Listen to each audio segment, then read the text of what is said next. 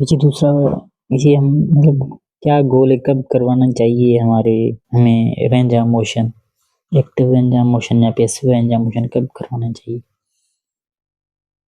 हम देख लेते हैं पहले कि active range, passive range of motion. Passive range of motion जो है वो तब करवाएंगे जब कोई अक्यूट इन्फ्लामेशन हुई तो हम क्या करवाएंगे, पैसिव रेंज ऑफ मोशन। या वो पेशेंट जो नहीं कर पा रहा रेंज ऑफ मोशन, कोई भी मूवमेंट या कोई भी एक्टिविटी, तो हम उनके ऊपर कर पाएंगे। या पेशेंट जो है सर्जरी, आफ्टर दी सर्जरी करवाने के बाद हम क्या करवाएंगे उसको, पैसिव रेंज ऑफ मोशन। अब पैसिव रेंज ऑफ मोशन का क्या गोल होगा, मतलब हम लोगों का क्या गोल होगा, क्या क्या चीज क्यों करवाते हैं, मतलब ताकि हम जो मूवमेंट है वो जॉइंट की मेंटेन कर पाए, मूवेबिलिटी। ठीक है। और दूसरी बात, जब भी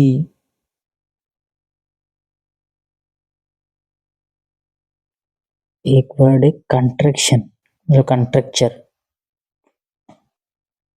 कंट्रक्चर का मतलब ये होता है कि जब भी मतलब कुछ टाइम तक हम मसल को कंट्रैक्ट नहीं कर पाए। मिसल तो मैंने क्या किया, एल्बो के ऊपर फ्लेक्शन करके छोड़ दिया अच्छा खासा टाइम तक, ठीक है।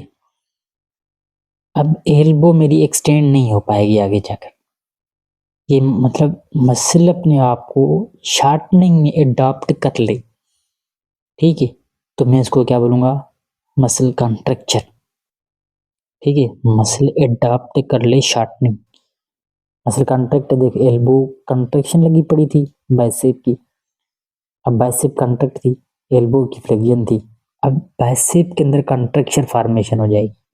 अब मसल अपने आप को अडॉप्ट कर लेगा शार्टनिंग को, इस वर्ड को क्या बोलेंगे, कंट्रैक्चर फॉर्मेशन हो गई। दूसरी के इलास्टिसिटी मसल जी होती है वो भी मेंटेन रहती है, सर्कुलेशन को मेंटेन करते हैं। और कोई भी मूवमेंट करेंगे ना जॉइंट के ऊपर, साइनोवियल फ्लूइड की मूवमेंट होगी। साइनोवियल फ्लूइड मूवमेंट क्या करने मूव करवाएगा, उस जॉइंट को न्यूट्रिशन प्रोवाइड करवाएगा, ठीक है। दूसरी बात, चल आगे लिखी पड़ी बस वो कर लेते हैं वहां पे, क्योंकि वो चीज एमसीक्यूज के अंदर आती रहती है। तो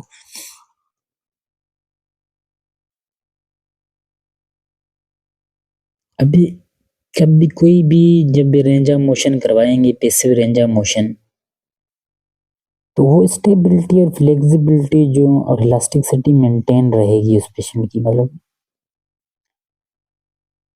क्या लिमिटेशन है, मतलब वो चीज हम इस चीज से हम प्रिवेंट नहीं कर पा रहे। ये एमसीक्यूज आता है कि हम एट्रोपी को, जैसे मैंने ऊपर लिखा भी है, passive range of motion does not prevent the muscles atrophy.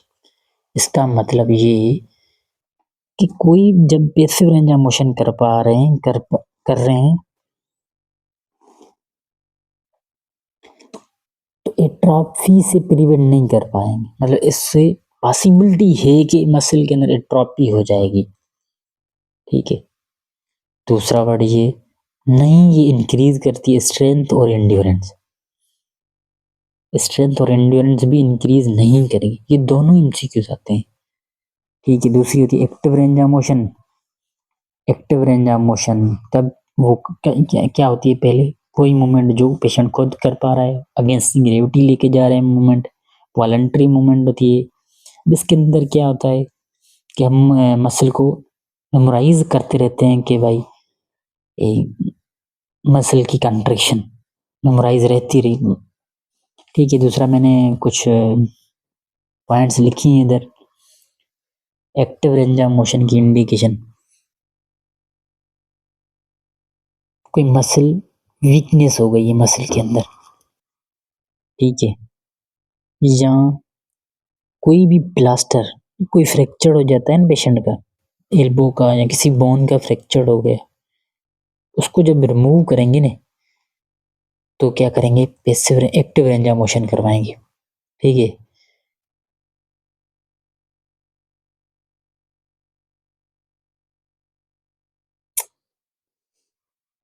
और ये एजुकेटेड करते रहेंगे मसल के ऊपर। ठीक है, ये सिंपल सी बातें। और पैसिव रेंज ऑफ मोशन क्या करेगी, मतलब जर्नली रेंज ऑफ मोशन है, ये इंडिकेशन है जर्नली रेंज ऑफ मोशन की। आप जब टेबल पढ़ेंगे ना, ये टेबल पढ़ते रहेंगे, मेन टेबल होती है, तो मैंने ये इधर भी लिख दी है। रेंज ऑफ मोशन क्या करता है कि हम हीलिंग को प्रमोट करता है, और एक कोई भी पेन फ्री मूवमेंट करवानी चाहिए। जब भी पेशेंट को पेन हो तो हम वो मूवमेंट स्टॉप कर देनी चाहिए। कोई भी रॉन्ग मूवमेंट होगी वो इन्फ्लामेशन और पेन को बढ़ा देगी। दूसरी बात, कोई भी रेंज ऑफ मोशन जब भी करवाएं, पेशेंट को रिस्पॉन्स करना ज़रूरी होता है।